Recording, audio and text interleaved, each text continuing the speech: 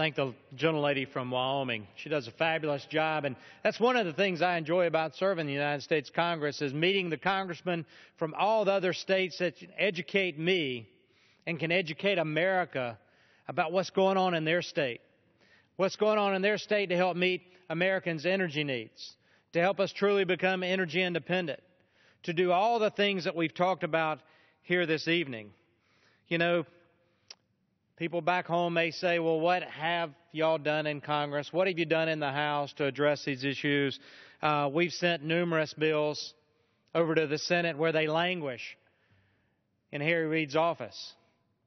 The majority leader fails to bring the bills that the House has passed. Even if you differ with the elements in those bills, bring them up. Bring them into the committee hearing. Let's have a markup. Let's change those bills and pass whatever meets your desires for American energy independence or lack thereof in the Senate. How about change the bills and send them back? We'll go to conference and we'll work something out. Instead, we've got a logjam. All these bills are right behind the dam, and then we could unleash all that power behind the dam by unleashing the American energy independence potential that you've heard talked about here tonight. We just recently passed an Offshore Energy Jobs Lowering Gasoline Prices to Fuel an America That Works Act. Open up these areas. I want to commend the chairman, Doc Hastings, for his work on natural resources to really open up those federal areas where we talked about those resources.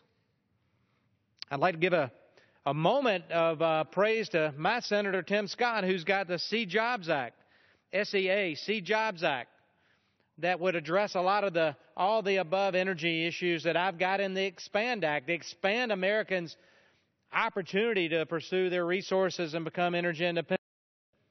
And it provides resources back to the state and revenue sharing and jobs. It works, America.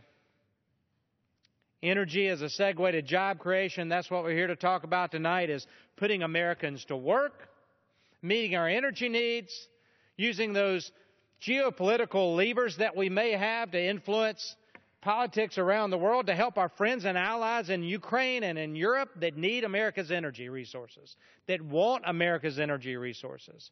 So as we wind down our time here tonight, energy production in the United States means lower energy costs for Americans. I started out with a very simple question. Americans, how much more is your regular travel costing you?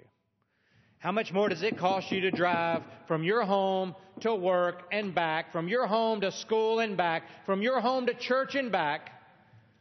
And how much less do you have in your wallet at the end of the day because of the amount of money it's taken you to meet the energy needs of just transportation and electricity cost because of EP regulations you heard the gentlelady from Wyoming talk about and others?